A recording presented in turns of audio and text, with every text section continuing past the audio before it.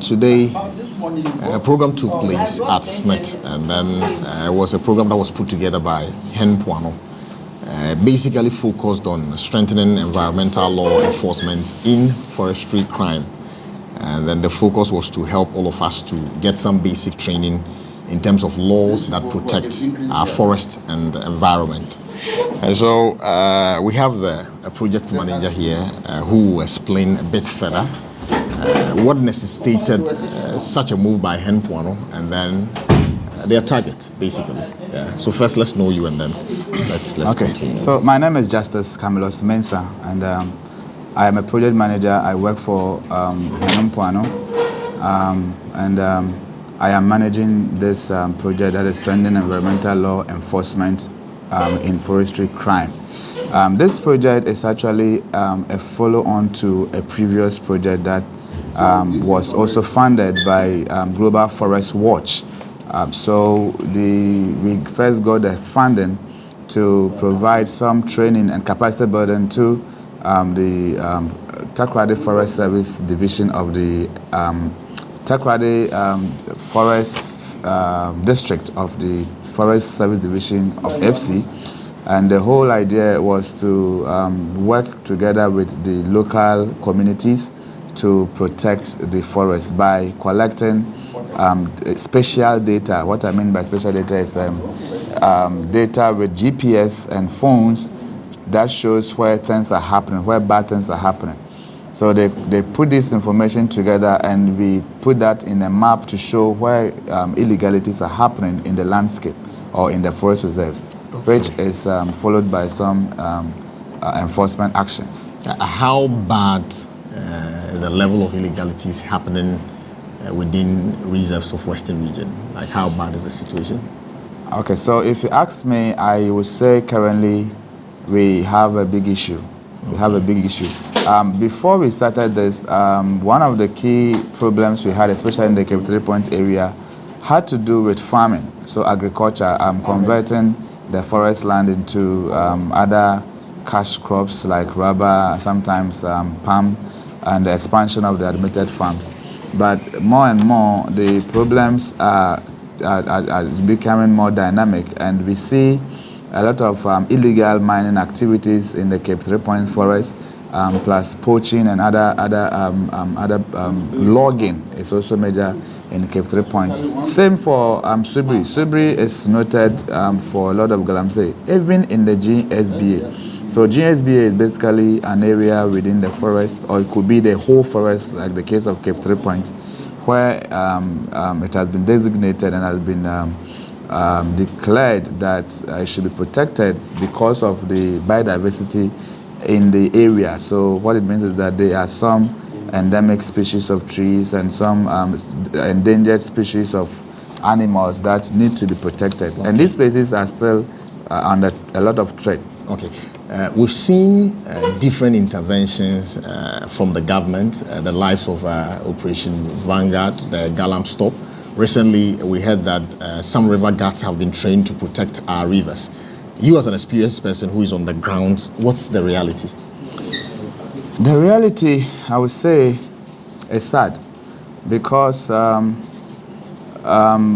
paper, some of these things may be said, but on the ground, they may not be very true. For example, you will also know that in forest reserves, there are no, it's a no area, it's a red area for mining activities, but there are cases where some illegalities are going on in broad daylight, sometimes using excavators in some of our mining, or some of our forest reserves, sometimes those that are even wholly protected. What I've also seen is that people are taking advantage of the so-called security or the haven that the forest provides, and they enter into the forest itself. The first assessment really shows that they go into the forest and the contamination is actually starting inside the forest where the river is actually flowing out. So if we are interested in even protecting our water bodies, people already destroying, or they are even contaminating it right from the rivers. I mean, from the forest reserve, where sometimes they are taking their source. Okay. So it's that bad. Okay, so since your focus is on specific areas, the Cape 3 Point, the Subi and the likes, do we have river guards protecting some of these areas? So for Cape 3 Point, I'm not sure we have met any. Subi is big. It's the largest forest reserve in Ghana, but not something that I know of right now. Okay. We haven't actually encountered any river guard at the moment, especially where we are working. Okay, so today you decided to do a workshop where you help to just enlighten stakeholders on the laws that protect our forests. And I'm sure I also noticed that when we're sharing ideas, I realized that there is a bit of challenge even with the police prosecutors. One, their understanding of the law is a challenge, and then two, even with your organization, you've even told us that you've experienced cases where it got to a point in time because you didn't have full grips of the law, you needed to leave it at a point. So with that, I was actually having a challenge. I was more or less like, well, if you don't have full grips of the law, why can't you consult a legal expert who have full grips of the law and then help you prosecute the case? But you handle the case in a way and then just tell us you don't have full grips. I'm thinking you should know better. Yeah. Like, what's happening? Okay. So the issues are quite complicated. Okay. Sometimes it starts from not just knowing the full law, and even the process from arrest and prosecution. So we have different things that we deal with. I mean, one of the issues that I explained, for example, is even having the full knowledge of the process from making an arrest and prosecuting is something that most of the stakeholders or most of the officers along that chain don't have a hold of this information. I wasn't referring to Hen Mpoano because Hen Mpoano may not be actually interested in this. We don't prosecute, but we assist, we facilitate. And there are instances where the police is not at home at all with some of these laws at all. So you make an arrest, you take it to the police, and the police doesn't even know what to write. He needs somebody from FC or FSD to come and explain why that should be actually captured as an offense. So it's important that we go beyond just the few people who have the information. And even the prosecutors, you realize that some of them, they know the law, but they don't have the environmental justification to the law. So why are we supposed to be serious and prioritize the environment? Why should we be serious about an odum tree that has fallen? That is not there. It is this capacity building that will also let them all come to speed. And then beyond the knowledge, we also realize that finance is a big issue. So most times projects may not have this as a budget, and the agencies may not also have a budget component to follow through to the end, especially when they are being frustrated at the judicial level. So if there is this collaboration where we all know what we are doing, then it will hasten the process. Being frustrated at judiciary level, and you yourself not understanding the law on which you can prosecute, these are two different things. When you don't understand, and then when you're unable to put your case well, you might frustrate yourself. Definitely. Where you're not being frustrated. Definitely. So let me understand these. Yes. I accept that they have challenge with the laws. And so what is the other frustration on the other side? Yeah, so like I mentioned, of course, you must also understand that there is the will from the people who are involved in this also to make this, to give this the judgment that it deserves.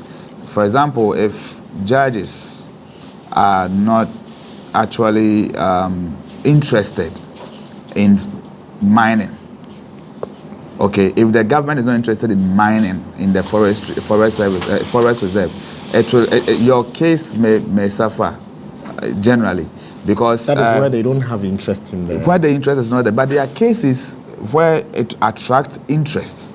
But even at this point in time, where a president put his presidency on the line, it's just a solid alert for everybody to know that has to do with mining. But what about poaching, catching a rat, or catching an antelope or a duiker during the close season? Okay. He doesn't even know why the close season is important. Why is the close season necessary? Why should we allow the animals to follow around that, or to go to that gestation period? So that gap is there. Okay. It's not just Galamsey, but it's about environment per se, and the gap between understanding why the environment is important to everybody and how the ecosystem services is benefits the whole people is something that we all are learning. I see.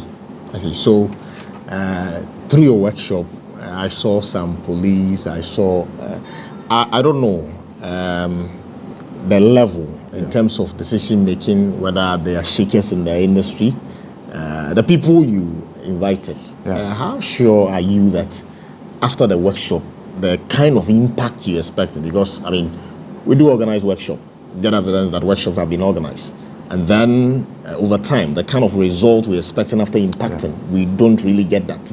So what is the assurance that the kind of people you invited, these are movers to a point that they can go there and then make the kind of impact you expect? Thank you very much. So for me, I would say it's not about moving per se, but it's about the intent of the meeting.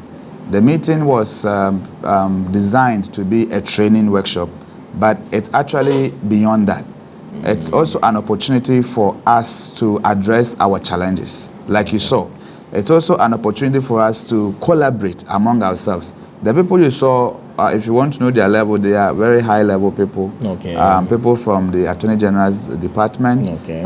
We invited people from the police regional command. Okay. And then we have people from the district assemblies, plus regional officers of the Forestry Commission were here. Okay. So these are actually people who command some of these things. And most of them are already prosecutors or have been trained as prosecutors who are receiving some kind of top-ups based on the dynamics that are in the system. So it's beyond the power, but it's also the collaboration. And we have a bigger agenda to pursue. That's what I call the environmental courts in the future. I see. So tomorrow, I know it will continue. Yep. At the end of the day, what are the expectations for your participants? Okay, thank you. So one key expectation is for everyone here to understand the process from arrest of a culprit to the prosecution of that case. And we want to identify the different levels and then identify the roles each one of us, each of these agencies will play in that. That is one. That is a major output of this, or as a expected outcome of this particular training. But beyond that, we expect that they are going to be well versed in the legal issues relative to environment and the forest.